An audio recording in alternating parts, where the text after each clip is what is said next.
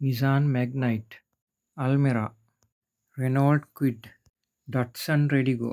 මේ වාහනවල පවර්ට්‍රේන් එක පිළිබඳ සරල පැහැදිලීමක්. මේ ඔබ දකින්නේ ඩට්සන් රෙඩිගෝ කියන මාදිලිය.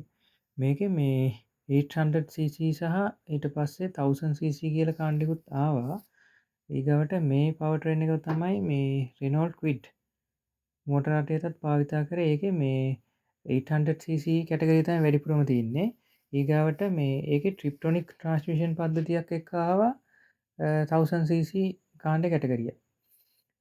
ඊගාවට නිසාන් මැගනයිට් මේ උදකි නිසාන් මැගනයිට්ගේ පවටරෙන් එක. මේ මාදිලි ඇවිල්ල මේ ට්‍රිප්ටොනික් කාණ්ඩේ මාදිලියක් MT වර්ෂන් එක.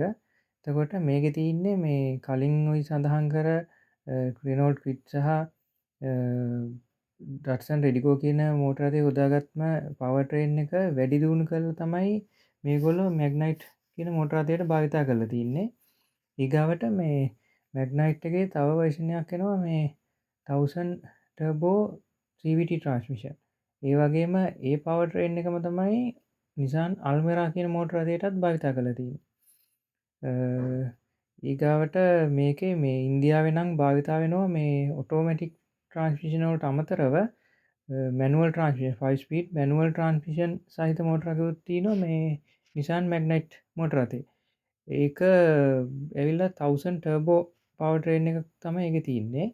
මගේ පෞද්ගලික මතයක් තමයි මේ ඉන්දියාවන්ද පොලේ වගේ ලංකාවන්ද පොටත් මේ මැනුවල් 5 ස්පීඩ් මැනුවල් ට්‍රන්ස්මිෂන් පද්ධ තින මැගනයිට් අත පැමිණියොත් බොහෝවිට ප්‍රතිේතවයි මොකද මේ රළු භාවිතයට යෝග නිසා ඒවාහන මුද ලංකාවගේ පාරවල යනකොට කඳු සහිත මාර්ගෝල්ධාවනයේදී වඩත් පහසුවක් වේ මැනුවල් ට්‍රන්ස්මිෂන් පද්ධතිය.